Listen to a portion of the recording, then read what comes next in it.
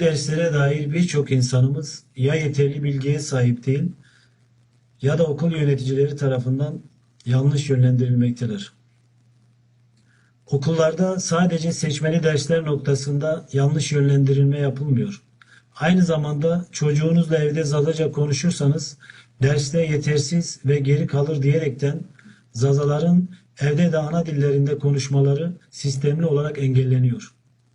Oysa birçok bilim insanı evde ana dilde konuşmanın çocuğun gelişimine olumlu yönde etkisi olacağını, hatta ana diliyle birlikte farklı dilleri öğrenen çocuklar diğer çocuklara göre daha başarılı olduklarını önemli vurgularlar.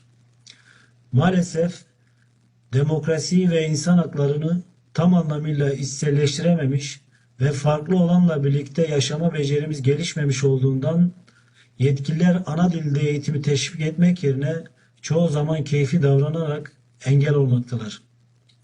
Zazaca her ne kadar ana yurdunda seçmeli ders gibi yetersiz bir uygulamayı hak etmiyorsa, 4, 5, 6, 7. sınıflarda okuyan çocuklarımız var ise dilimizin yaşaması ve öğretilmesi için seçmeli ders tercihimizi Zazaca'dan yana yapmalıyız.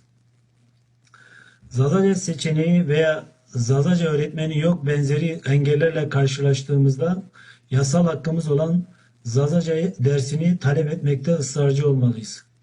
Bütün dillerin yaşama koşullarına sahip olduğu çoğulcu, özgür bir ülke umuduyla herkesi saygıyla selamlıyorum.